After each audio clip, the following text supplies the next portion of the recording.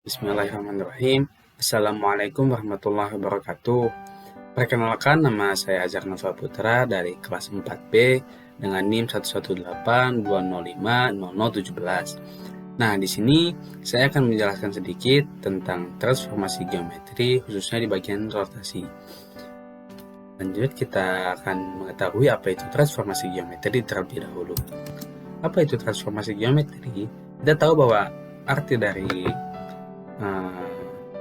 transformasi adalah perubahan, dan geometri berarti artinya perubahan dalam ruang lingkup geometri.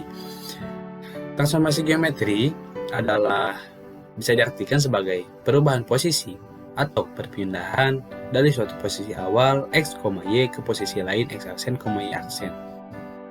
Artinya ini adalah posisi awalnya dan posisi lainnya sebagai bayangan atau posisi setelah perubahannya.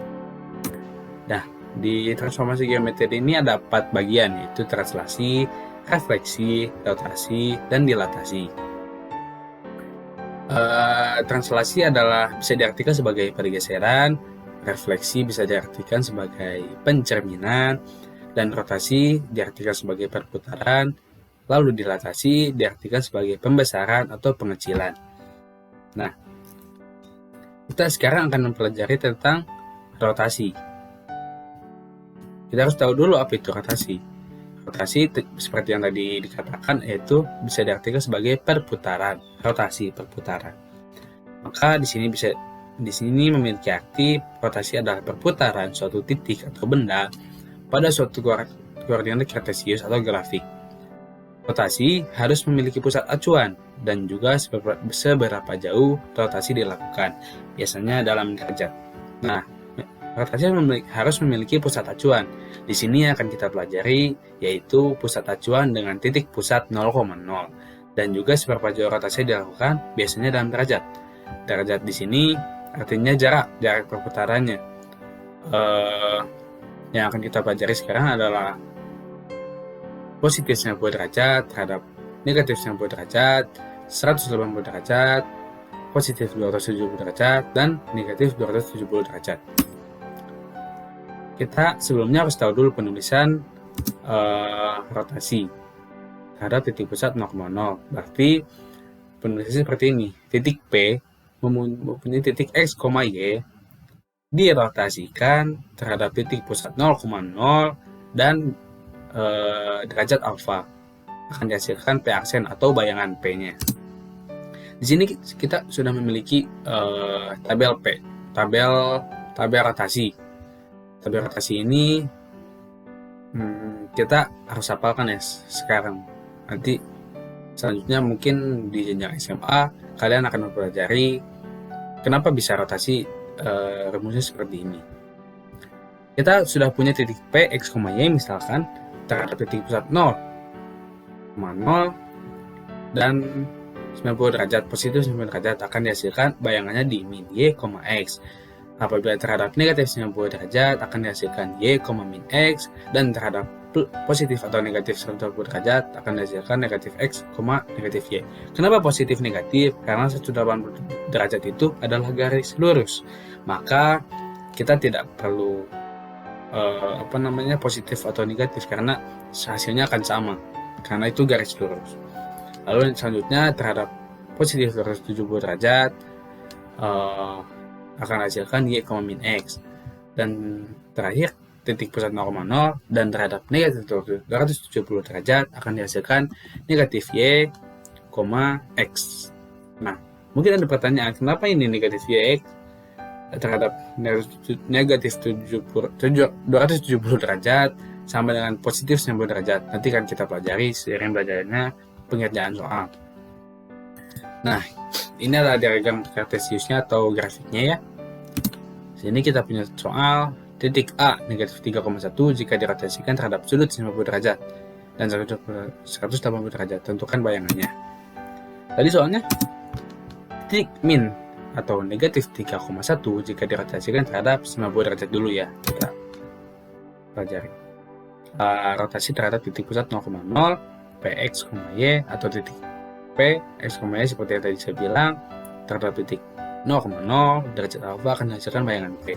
Di sini kita punya titik A, negatif 3,1 akan dirotasikan terhadap titik pusat 0,0 dan sebesar 90 derajat positif, karena tidak ada negatifnya.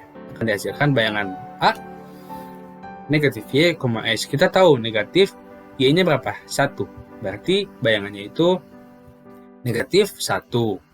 Dan X-nya itu negatif 3. Berarti kita punya bayangannya negatif 1, negatif 3. Coba kita perhatikan dalam diagram. Kita punya titik negatif 3,1 akan dirotasikan sebesar 90 derajat. Kita udah tahu hasilnya segini. Coba kita beri titik dulu. Titiknya min 1, min 3. Kenapa bisa seperti ini? Karena tadi saya belum jelaskan bahwa apabila positif ini dirotasikan berlawanan arah jarum jam, dan apabila negatif ini diputar searah dengan jarum jam. Berarti kalau positif diputarnya ke kiri ke sini, dan apabila negatif berarti diputarnya ke kanan ke sini, seperti itu. Nah, kita punya tadi soalnya terhadap 90 derajat. Berarti kita punya sudut 90 derajat ke kiri. Nah, arah bayangannya, arah rotasinya itu ke kiri. Berarti kita punya arah rotasi seperti ini. Tuh. 90 derajat ke arah atau berlawanan dengan jarum jam. Dari negatif 3,1 dihasilkan negatif 1, negatif 3. Seperti itu. Dan nah sekarang kita akan membuktikan terhadap negatif 270 derajat. Kenapa negatif 270 derajat? Karena di sini punya hasil yang sama. Nah, hasil yang sama negatif Y, X. Kenapa bisa seperti itu? Akan kita coba terangkan sekarang ya. Nah, ini terhadap negatif 270 derajat. Hasilnya sama, berarti negatif 1, negatif 3. Kok bisa seperti ini? Nah, berarti kalau diputar terhadap negatif 270 derajat, berarti sebesar 270 derajat ke searah dengan jarum jam. Berarti dari sini diputar ke kanan searah dengan jarum jam sebesar 270 derajat. Coba kita tambahkan aja derajatnya biar lebih mudah dalam memahaminya. Pertama kita putar dulu 90 derajat ke arah searah dengan jarum jam, karena negatif kan. Berarti 90 derajat kita punya. Nah, ini 90 derajat searah dengan jarum jam. Lalu selanjutnya 180 derajat. 180 derajat ke sini searah dengan jarum jam. Ya. Tadi kan 90 derajat ke sini, berarti 180 derajat ke sini. Lalu sekarang yang terakhir 270 derajat. Nah, sama siku-sikunya ya, tapi kita putarannya ke arah sini. Nah, perputarannya ke arah jarum jam tuh. Berarti dari sini diputar ke kanan sebesar 270 derajat. Seperti itu pemahamannya. Akan dihasilkan hasil yang sama dengan positif 90 derajat, yaitu negatif 1, negatif 3. Seperti itu. Mungkin sekian yang dapat saya sampaikan. Semoga dapat dipahami dan semoga bermanfaat. Aku qouli hada, astagfirullahaladzim wa lakum. Wassalamualaikum warahmatullahi wabarakatuh. Assalamualaikum warahmatullahi wabarakatuh. Selamat pagi anak-anak. Kembali lagi dengan Bapak Mokhaldiansyah dengan nomor NIM 11920500061. Apakah kalian sehat semuanya? Alhamdulillah, jika sehat ya. Dan jika tidak sehat, semoga bisa mengikuti pembelajaran saat ini. Baik, di sini Bapak akan menjelaskan tentang materi himpunan. Materi himpunan ada di semester 1 kelas 7 SMP. Yang pertama adalah pengertian himpunan. Himpunan didefinisikan sebagai kumpulan dari objek tertentu yang memiliki definisi yang jelas dan dianggap sebagai satu kesatuan. Nah, di sini ada cara menentukan himpunan. Yang pertama yaitu dengan kata-kata, yaitu dengan menyebutkan semua syarat ataupun sifat dari anggota himpunan tersebut di dalam kurung kurawal. Contoh, A merupakan bilangan prima antara 10 dan 40. Ditulis menjadi A sama dengan himpunan bilangan asli antara 10 dan 40. Bilangan kurawal seperti ini ya.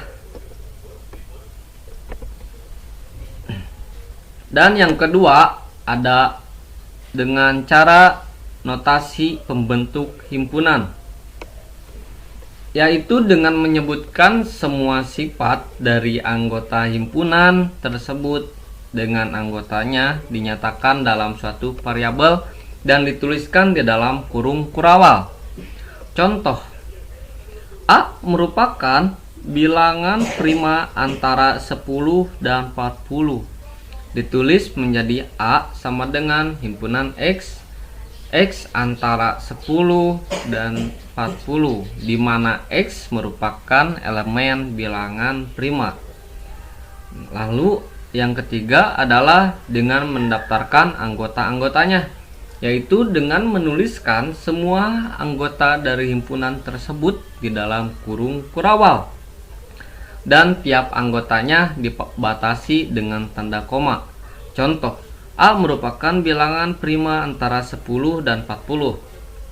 Ditulis menjadi A sama dengan 11, 13, 17, 19, 23, 29, 31, 33, 37. Ini semua merupakan bilangan prima antara 10 dan 40.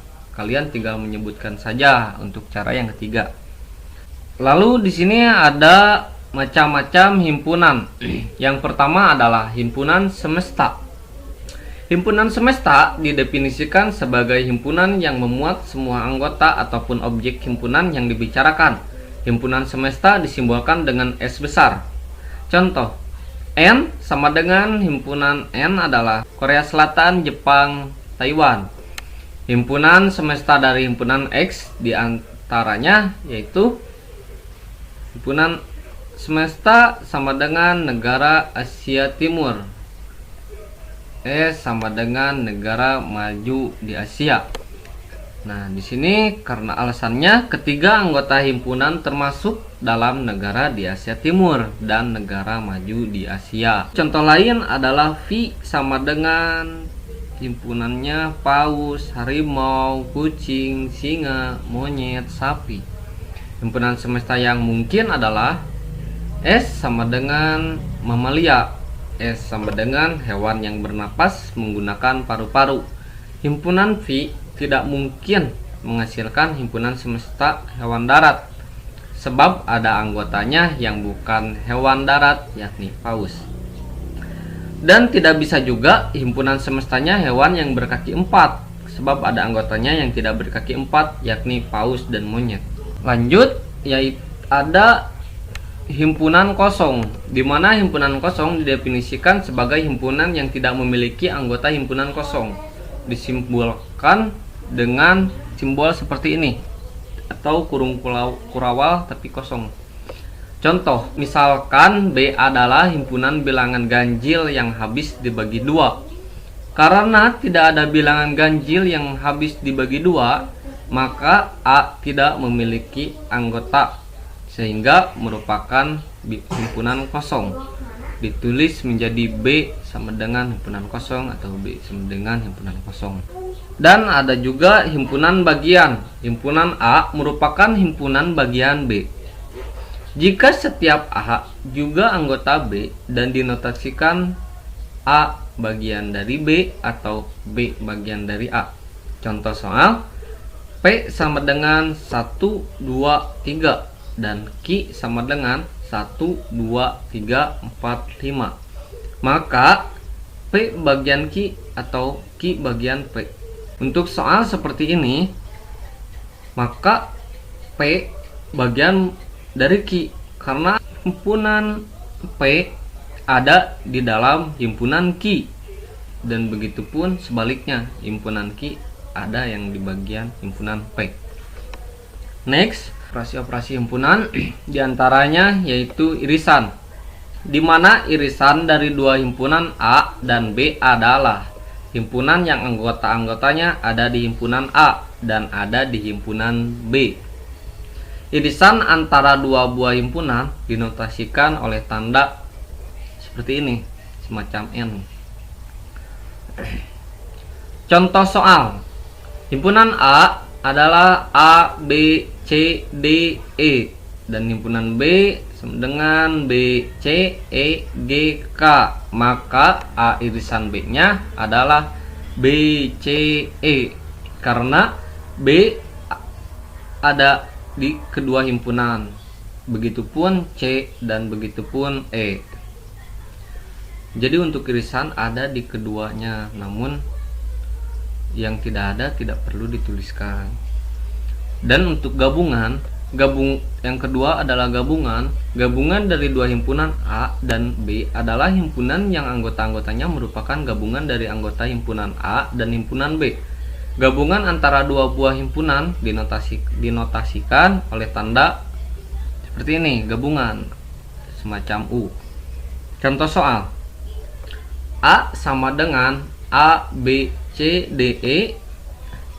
B sama dengan B, C, E, G, K. Maka A gabungan B-nya adalah A, B, C, D, E, G, K. Kalian tinggal tuliskan saja semuanya. Misalnya di himpunan B tidak ada A, tapi untuk gabungan kalian tuliskan, dan GK tidak ada di himpunan A, kalian tuliskan saja untuk gabungan. Lalu yang ketiga ada selisih. A selisih B adalah himpunan dari anggota A yang tidak memuat anggota B. Selisih antara dua buah himpunan dinotasikan oleh tanda garis seperti pengurangan. Contoh soal.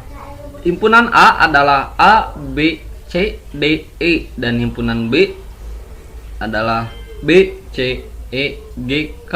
Maka A selisih B sama dengan A, D. Kenapa demikian? Karena di himpunan B tidak ada A dan D. Jadi ketika ditanyakan B selisih A, maka jawabannya jika B selisih A adalah GK, karena di himpunan A tidak ada GK. Lalu ada komplement. Yang keempat adalah komplement. Komplement dari suatu himpunan adalah unsur-unsur yang ada pada himpunan universal atau semesta pembicaraan, kecuali anggota himpunan tersebut. Komplement dari A dinotasikan A komplement, A pangkat C, dibaca A komplement. Contoh soal. A sama dengan himpunan A sama dengan 1, 3, 5, 7, 9, dan himpunan semestanya adalah 1, 2, 3, 4, 5, 6, 7, 8, 9, 10. Maka A komplementnya adalah 2, 4, 6, 8, 10, karena di himpunan A nya tidak ada 2, 4, 6, 8, 10. Terima kasih. Mohon maaf apabila ada kesalahan. Semoga kalian baik-baik saja dan memahami pembelajaran saat ini. Assalamualaikum warahmatullahi wabarakatuh. Assalamualaikum warahmatullahi wabarakatuh. Nama saya Muhammad Figur, saya dari kelas Prodi Pendidikan Matematika. Nah, di sini saya akan menjelaskan tentang materi matematika kelas 7 SMP, yaitu bilangan bulat. Nah, sebelum kita masuk ke bilangan bulat, langkah baiknya kita mengenal terlebih dahulu apa sih itu bilangan. Bilangan merupakan suatu konsep matematika yang memberikan nilai jumlah terhadap sesuatu yang dihitung. Nah, simpelnya bilangan itu adalah di angka. Jika tidak ada angka, maka operasi bilangan itu tidak akan terjadi. Nah, sekarang kita masuk ke pembahasannya, yaitu bilangan bulat. Apa sih bilangan bulat itu? Bilangan bulat itu bukan kumpulan bilangan yang bentuknya bulat, melainkan bilangan yang mempunyai nilai bulat. Contohnya itu seperti 4, 5, 6, dan seterusnya. Nah, itu bilangan bulat. Nah, sekarang bilangan bulat itu terdiri dari dua bilangan, yaitu bilangan bulat negatif dan bilangan cacat. Bilangan bulat negatif itu bilangan yang terdiri dari semua bilangan negatif, baik min 1, min 2, min 3, dan seterusnya sampai min sekian juta atau sekian miliar. Nah, sedangkan bilangan cacat merupakan bilangan yang terdiri dari 0 dan bilangan bulat positif atau bilangan asli seperti 1, 2, 3, 4, dan seterusnya. Nah, dalam bilangan bulat juga terdapat bilangan ganjil dan bilangan genap. Apa sih bilangan ganjil itu? Nah, bilangan ganjil adalah bilangan yang tidak habis dibagi oleh 2. Nah, contohnya 3, 7, 9. Nah, tiga bilangan tersebut tidak akan habis kalau dibagi oleh 2. Selanjutnya bilangan genap. Apa sih bilangan genap itu? Bilangan genap adalah bilangan yang habis dibagi oleh 2. Contohnya 4, 8, dan 10. Nah, di dalam bilangan bulat juga terdapat bilangan prima serta bilangan komposit. Apa sih bilangan prima itu? Bilangan prima adalah bilangan yang hanya habis dibagi oleh angka 1 dan bilangan itu sendiri. Contohnya 2, 3, 5, 7, 11, dan lain-lain. Nah, sedangkan bilangan komposit adalah bilangan yang tidak termasuk di dalam bilangan prima. Contohnya 4, 6, 8, 9, dan lain-lain. Nah, sekarang kita dapat membandingkan bilangan bulat. Nah, membandingkan bilangan bulat itu berarti menentukan apakah suatu bilangan bulat itu memiliki nilai lebih besar, lebih kecil, atau sama dengan bilangan bulat yang lain. Misal, jika A lebih besar dari B, maka ditulis A panah B. Panahnya itu menghadap ke B. Nah, sedangkan jika A lebih kecil dari B, ditulis A kurang dari B atau panahnya menghadap ke B. Sedangkan jika A sama dengan B, maka ditulis A sama dengan B. Nah, sekarang kita masuk ke mengurutkan bilangan bulat. Misal di sini kita memiliki 4 bilangan, yaitu min 2, 3, 1, dan 0. Nah, urutkan bilangan bulat tersebut dari yang terkecil ke bilangan yang terbesar. Ini sudah ada jawabannya. Nah, mengapa harus dibuat terlebih dahulu? Karena kita lihat di sini perintahnya yaitu mengurutkan bilangan bulat dari yang terkecil ke bilangan yang terbesar. Bilangan yang pertama ini benar, min 2. Kita pindahkan ke setelahnya. Setelah min 2 itu 3. Karena setelah 3 itu ada 1 dan 0, maka bilangan ini belum urut. Kita urutkan. Setelah min 2 itu ada 0, setelah 0 ada 1, dan setelah 1 ada 3. Nah, mungkin cukup sekian video penjelasan dari saya mengenai materi bilangan bulat. Kurang lebihnya mohon maaf. Wabillahi taufiq wal hidayah, waridwan inayah, wassalamualaikum warahmatullahi wabarakatuh.